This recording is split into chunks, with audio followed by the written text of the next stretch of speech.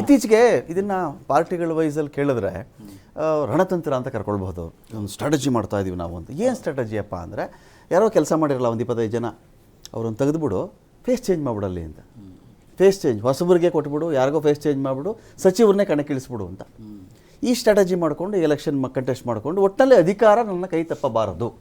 ಅಧಿಕಾರ ಜನಕ್ಕೆ ಅವ್ನು ಕೆಲಸ ಮಾಡಿದ್ನ ಇಲ್ವ ಅಂತ ಜನಕ್ಕೇನೋ ಒಂದು ಚೇಂಜ್ ಆಯ್ತಲ್ಲ, ಇವನೇನೋ ಮಾಡ್ತಾನೇನೋ, ಅವನದು ಅದೇ ಹಣೆ ಬರುತ್ತೆ ಹೆಚ್ಚು ಕಡಿಮೆ, ಇವನೊಬ್ಬ ಏನೋ ಮಾಡ್ತಾನೇನೋ. ಇದಿಲ್ಲಿ ನೋಡಿ, ಈ 6 ಜನ, ಒಂದು 6-7 ಜನ ಅಂತ ಅಂದ್ಕೊಳ್ಳೋಣ, ಜೋರು ವಿರೋಧ ಕೇಳಿ ಬರ್ತಾ ಇದೆ. ಇವರೆಲ್ಲ ಒಂದು ಕಾಲಕ್ಕೋ ತೀರಾ ಇತ್ತೀಚಿನವರೆಗೂ ಎಲ್ಲ ಅಂದ್ಕೊಂಡಿದ್ದೇನು ಅಂದರೆ ಇವ್ರು ಸಖತ್ ಲೀಡರ್ಗಳು ಇವರು ಅಂತ ಹೇಳಿ. ಇವತ್ತಿಗೆ ನೋಡಿದ್ರೆ ಅಲ್ಲಿ ಅವ್ರ ಪಾರ್ಟಿಯವರೇ ಒಂಥರ ಇವ್ರು ಬೇಡ ಬೇಡ ಅಂತ ಹೇಳ್ತಿದ್ದಾರೆ. ಹೌದು. ಇಲ್ಲೇನಂದ್ರೆ ರಣತಂತ್ರ ವಿಜಯೇಂದ್ರ ಅದು. ಓಕೆ, ರಣತಂತ್ರ ವಿಜಯೇಂದ್ರದ ಏನಂದ್ರೆ, ಯಡಿಯೂರಪ್ಪನವರನ್ನ ಕಣ್ಣೀರು ಹಾಕ್ಸಿ ಮುಖ್ಯಮಂತ್ರಿ ಕೆಳಗಿಳಿಸಿದ್ರಲ್ಲ, ಆ ಸಮಯದಲ್ಲಿ ಅದಕ್ಕೆ ಪೂರಕವಾಗಿ ಅವ್ರು ಕೆಳಗಿಳಿಸಕ್ಕೆ ಯಾರು ಬೆಂಬಲ ಕೊಟ್ಟಿದ್ರು, ಯಾವ ಬಿ ಎಲ್ ಸಂತೋಷ್ ಬಣ ಅವ್ರ ಹಿಂದೆ ಇತ್ತು, ಯಾರು ನಳಿನ್ ಕುಮಾರ್ ಕಟೀಲ್, ಪ್ರಹ್ಲಾದ್ ಜೋಶಿ ಅಥವಾ ಸದಾನಂದ ಗೌಡರು ಏನಿದ್ರು, ಇದೆಲ್ಲ ಪರಿಗಣನೆಗೆ ಇವಾಗ ತಗೊಂಡಿದ್ದಾರೆ. ಇದು ಟಿಟ್ ಫಾರ್ ಟ್ಯಾಟ್ ಅಷ್ಟೇ. ಇದು ಅವ್ರಿಗೆ ಯಾರ್ಯಾರು ನಮ್ಗೆ ತೊಂದರೆ ಕೊಟ್ಟಿದ್ದಾರೆ ಅಂತ ಅನ್ಸಿದೆ, ಆ ಬಣವ್ರನ್ನ ಈಗ ಮುಗಿಸ್ಬೇಕು ಅಷ್ಟೇ ವಿಜಯೇಂದ್ರ ಕೈಲಿ ಸಾಧ್ಯ ಆಗ್ತಾ ಇರೋದು ಅಂತ ನಮ್ಗನ್ಸುತ್ತೆ. ಇಲ್ಲಾಂದ್ರೆ ಯಡಿಯೂರಪ್ಪನವ್ರು ನೇರವಾಗಿ ಹೇಳ್ತಿರ್ಲಿಲ್ಲ, ಹೈಕಮಾಂಡ್ ಟಿಕೆಟ್ ಕೊಡಲ್ಲ ಅಂದ್ರೆ ಅದಕ್ಕೆ ಅವ್ರ ನಿವೃತ್ತಿ ತಗೊಂತಾ ಇದ್ದಾರೆ ಸದಾನಂದ ಗೌಡ್ರ ಮೇಲೆ. ಯಡಿಯೂರಪ್ಪನವ್ರು ಇದು ಮಾತದು. ಇವರು ವಾಲಂಟಿಯರ್ ಆಗಿ ಏನು ನಿವೃತ್ತಿ ತಗೊಂತಾ ಇಲ್ಲ, ಹೈಕಮಾಂಡ್ ಟಿಕೆಟ್ ಕೊಡಲ್ಲ ಅಂತ ಹೇಳಿದೆ, ಅದಕ್ಕೆ ಅವ್ರು ನಿವೃತ್ತಿ ತಗೊಂತಾ ಇದ್ದಾರೆ ಅಂತ ಯಡಿಯೂರಪ್ಪನವ್ರು ಹೇಳಿದ್ರು. ಇದು ಇಲ್ಲಿ ನಡೀತಾ ಇರ್ತಕ್ಕಂಥ ಸಂಘರ್ಷ, ಆಂತರಿಕ ಸಂಘರ್ಷ. ನಿಮ್ಗೆ ಅನ್ಸುತ್ತಾ ನಟರಾಜ್ ಗೌಡ್ರೆ, ನಾನು ಇಂಟರಪ್ಟ್ ಮಾಡ್ತಾ ಇದ್ದೀನಿ, ಸಾರಿ, ನಿಮ್ಗೆ ಅನ್ಸುತ್ತಾ ಈಗ ಇಲ್ಲಿ ವಿಜಯೇಂದ್ರ ಅವರು ಕೊಡೋ ಪಟ್ಟಿಗೆ ಡೆಲ್ಲಿಗೆ ಹೋದ ತಕ್ಷಣ ವಿಜಯೇಂದ್ರ ಅವರೇ ಅದ್ಭುತವಾದ ಪಟ್ಟಿ ಕೊಟ್ಬಿಟ್ಟಿದ್ದೀರಿ, ನೀವು ಓದ್ತಾ ಇದ್ದೀನಿ ನಾನು ಮುದ್ರೆ ನೋಡಿ ಅಂತ ಹೇಳಿ ಕಳಿಸ್ಬಿಡ್ತಾರೆ, ಇದಷ್ಟೇ ಬರೀ ವಿಜಯೇಂದ್ರನೇ ದೊಡ್ಡ ಕ್ರೈಟೀರಿಯಾ? ಖಂಡಿತ ಅನ್ಸಲ್ಲ.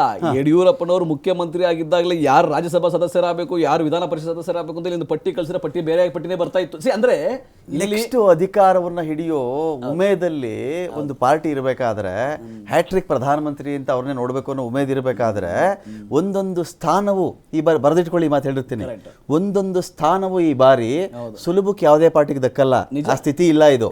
ಸೊ ಇಂಥ ಸನ್ನಿವೇಶದಲ್ಲಿ ಅವ್ರಿಗೆ ರಿವೆಂಜು, ಇವ್ರಿಗೆ ರಿವೆಂಜು, ಯಡಿಯೂರಪ್ಪನವ್ರು ಇಳಿಸ್ತವ್ರು, ಯಡಿಯೂರಪ್ಪನ ಕುರ್ಚಿ ಮೇಲೆ ಕೂರಿಸ್ತವ್ರು ಅನ್ನೋ ಕ್ರೈಟೀರಿಯಾಗಳು ಇಟ್ಕೊಂಡು ಇಲ್ಲಿ ಟಿಕೆಟ್ ಆಗುತ್ತಾ ಅಂತ? ಆಗೋದಿಲ್ಲ. ಈಗ ವಿಜಯೇಂದ್ರ ಅವ್ರಿಗೂ ಗೆಲ್ಲಬೇಕು, ಯಾಕಂದ್ರೆ ಹೊಸದಾಗಿ ಅಧ್ಯಕ್ಷರಾಗಿದೆ, ಅವ್ರು ಗೆಲ್ಲಬೇಕು.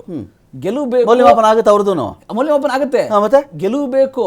ಬಟ್ ಆದ್ರೆ ನನ್ನ ಅಭ್ಯರ್ಥಿಗಳಾಗಿ ಗೆಲುವು ಬರಬೇಕು. ಓಕೆ, ಈಗ ನಳಿನ್ ಕುಮಾರ್ ಕಟೀಲ್ ಅಂತವ್ರು, ಅನಂತ್ ಕುಮಾರ್ ಹೆಗಡೆ, ನಾವು ಸದಾನಂದ ಗೌಡನ ಆಗ್ಬಿಟ್ಟು ನಮ್ಗೆ ಯಾವಾಗ್ಲೂ ಘರ್ಷಣೆ ಮಾಡ್ತಾರೋ ಬೇಕಾಗಿಲ್ಲ ಅವ್ರಿಗೆ.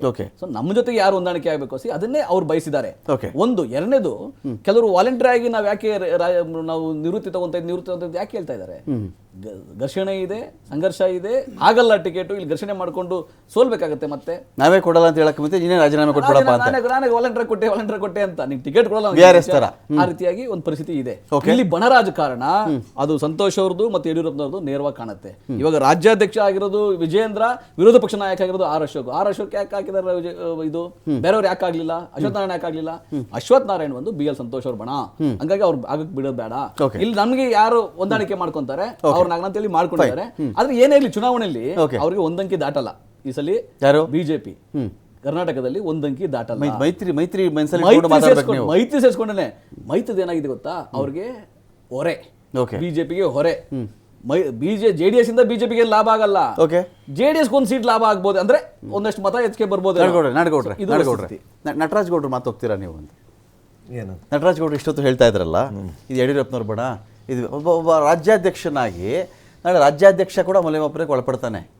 ಇವತ್ತು ನನಗೆ ಇವನು ಬೇಕು, ಅವ್ನು ಬೇಕು, ಇವನು ಬೇಡ, ಅವ್ನು ಬೇಡ ಅಂತ ತೀರ್ಮಾನ ಮಾಡಿಬಿಟ್ರೆ ರಾಜ್ಯಾಧ್ಯಕ್ಷ ಕೂಡ ಕೇಳ್ತಾರಲ್ಲ, ಏನಪ್ಪ ಮಾಡಿದೆ ನೀನು, ನಿನ್ನ ಸಾಧನೆ ಏನು ಅಂತ ಕೇಳ್ತಾರಲ್ಲ.